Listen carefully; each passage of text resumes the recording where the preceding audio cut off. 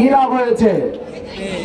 কি লাভ হয়েছে? প্যান্ট তো পড়তে পারলেন না, ডিজিটাল নৌকাও তো পাইলেন না, মাছ ধরার জেলেদের নৌকায় উঠে আমাদের জেলেদের অপমান করেছেন। এই অপমানের শোধ জনগণ দেওয়ার দরকার হয় নাই, ওই জেলেরা আপনাদেরকে পুলিশের হাতে পদার্পণ করেছে। অপমানের এখনো শুরুই হয় নাই। শেখ হাসিনাকে আল্লাহ বাঁচিয়ে রেখেছেন এই জন্য। এই শহীদের ময়দান যেখান থেকে আমাদের ডাক্তার ফয়েজকে র্যাবের কতিপয় সন্ত্রাসীরা গুলি করে ছাদ থেকে ফেলে দিয়ে নির্মমভাবে হত্যা করেছে, আমরা অঙ্গীকার করতে চাই এই তত্ত্বাবধায়ক অন্তর্বর্তীকালীন সরকার অবশ্যই তাদের গ্রেপ্তার করে বিচারের মুখোমুখি করবে, ফাঁসি কার্যকর করতে হবে। আমাদের জায়েদকে যারা হত্যা করেছেন, জায়েদ বিন মনিয়ারের এই রক্তে ভেজা বাংলাদেশের এই লক্ষ্মীপুরে নারায়ে তাকবীর আল্লাহু আকবারের স্লোগানে ইসলামের শাসনে সমস্ত বৈষম্য আমরা দূর করব ইনশাআল্লাহ। সম্মানিত ভাই এবং বন্ধুগণ,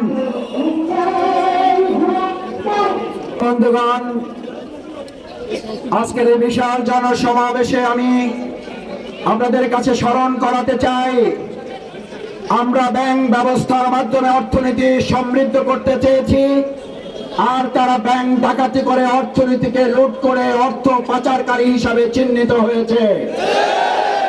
আমরা স্বাস্থ্য সেবায় চিকিৎসার জন্য হাসপাতাল তৈরি করেছি, পরিকল্পিতভাবে বাংলাদেশ জামাত ইসলামীর জনগণের সেবায় নিয়োজিত স্বাস্থ্য সেবার এই প্রতিষ্ঠানগুলোকে তারা ধ্বংস করার চেষ্টা করেছে।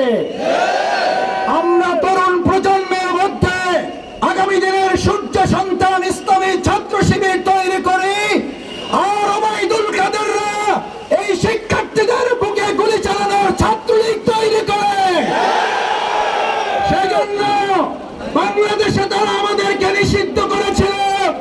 এক মহিলা, এদেশের 20 কোটি মানুষ আজ মহিলাকে নিষিদ্ধ করে দেশ ছাড়া করেছে।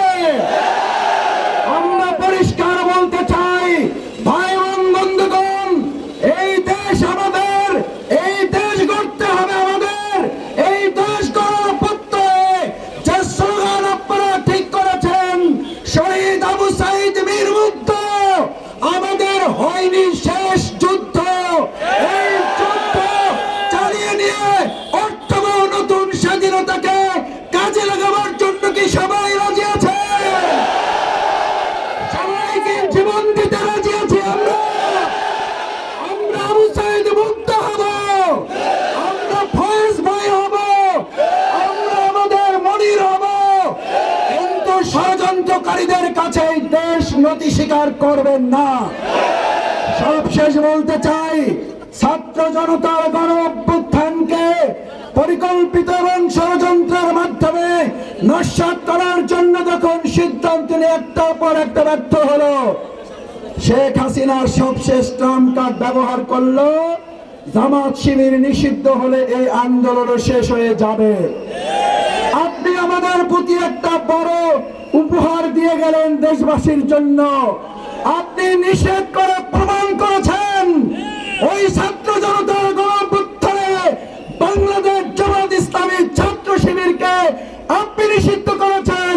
ছাত্র জনতা আমাদের বুকে টেনে নিয়ে ওই আন্দোলনকে সফল করে তুলেছে। আর আপনি দেশ ছেড়ে পালিয়ে চলে গেলেন। সেজন্য জামাত ইসলামী ছাত্র শিবির নিষেধাজ্ঞার পরোয়া করে নাই, করছে না।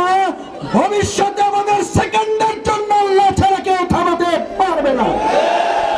আসুন, এই লক্ষ্মীপুরের কৃতি সন্তান, এই কৃতি সন্তান আমাদের সম্মানিত জেলা নেতৃবৃন্দ সহ আমার প্রিয় রহমান, আমরা একসময় বিশ্ববিদ্যালয়ে কাজ করেছি। আপনারা জানেন, ঢাকা রাজপথে রেজাল্ট যদি পারে, লক্ষ্মীপুরকে সাথে নিয়ে কি পারা যাবে? লক্ষ্মীপুরকে আমরা বিজয় করবো ইনশাআল্লাহ। আল্লাহ আমাদের তৌফিক দিন। আসসালামু আলাইকুম ওয়া রাহমাতুল্লাহি ওয়া বারাকাতুহু।